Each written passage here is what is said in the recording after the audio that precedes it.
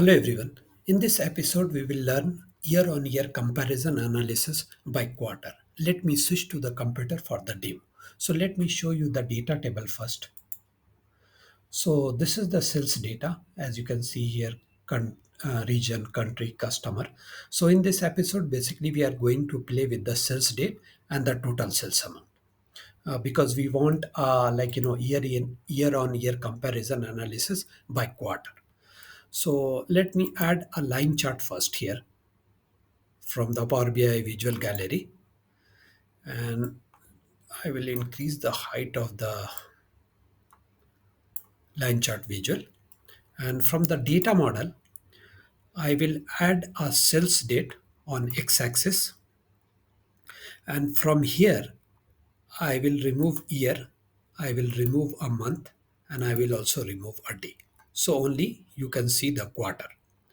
Now tot- from the there is a one column total sales, so I will add just total sales here, and I will say the sum. By default, it is actually already sum, and you can also rename it as total sales. Okay.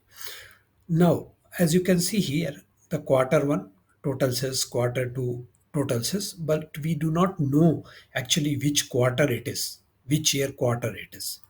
So now I'll go to the legend section, and here I will again add a sales date. Okay. Now here I will right click on the down arrow, and here I will say date hierarchy. So now you can see here the quarter one, what was the cell in the quarter one for 2022 and 2023 and 2024.